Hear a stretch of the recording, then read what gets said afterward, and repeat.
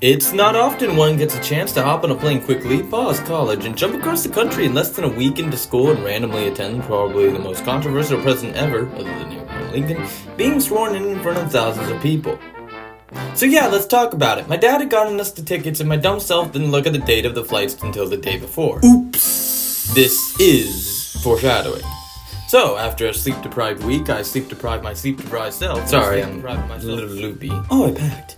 Actually, big shout out to Possible History for keeping me somewhat awake, specifically with these videos. The next day, I launched myself on a plane with a last-minute drive, which involved me running around campus in a suit and tie. Hey! What? The best way to transport a suit is to wear it! And that was the excuse I used to justify the outfit. Then I jumped on a plane, met the fam, jumped on another plane, and was in DC/Virginia by 10. I forget sometimes that I have to, get footage for video. The day involved a lot of museum watching, but I started the day by getting stalked by Ronald McDonald. This is not foreshadowing. We then zoomed past air and space, crammed ourselves in the back of a car. We're making the script, right? Yes, this is 100%. Who says the back isn't made for people? I mean, the security guards do, but other than that. Visited the Holocaust Museum. That's a video for another time, though. Much more sober one. Then ended the day chilling in the home, waiting for day 2. Then it got cold. Stupid cold. This is one small step for man, one giant leap for technology. And I decided that now was the very perfect time to abandon my coat in favor of being a total boss.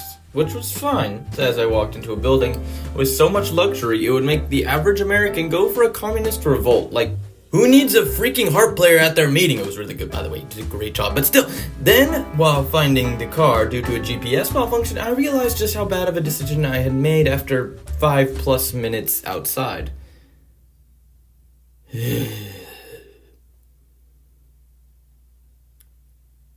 So this is what hell feels like. After combining our collective memories, we marched to the car and on the way back found Ben Shapiro. Wait, what the? Yeah, and here's a picture of Mr. Scott, one of my dad's friends, with him as proof. I said hi and shook his hand and took this great and amazing and opportunistic opportunity of opportunities to say what one always has to say to their favorite celebrities. Nothing of consequence. After visiting the American Museum and being treated like I was wearing a coat and not an expensive suit, shivering for over an hour and relating to the Germans whenever they marched to Moscow in 1940 and getting blown in the face by a train, feeling like another boss, then actually trying to film it and then not feeling like a boss because the guy saw me and that was embarrassing. We finally got a ride from a guy named Muhammad. Okay, never mind, a girl named Zena who was from Turkey and was much better than, I'm guessing, the guy named Muhammad because, well, we never met! Anyway, time for day 3. The inauguration was, I don't know about surprisingly, but it was underwhelming. Due to the stupid cold weather and, trying to avoid so many powerful people getting shot, I can see why they moved it inside. But that don't mean I have to like it. But we visited the office building, Canon, and of course as all Canons do, we had a blast. Don't worry, if you subscribe, you'll be able to see me get even better than this. I was actually up until 2 the night before, so I literally slept on the couch, acting slightly drunk for 30 minutes before actually falling asleep, in the midst of many staff members and family friends, and I can guarantee you that soiled my reputation. Finally, the inauguration started, and after so much waiting, I mean, you know how just inaugurations and ceremonies work, Trump and Vance took the oath and got swore in.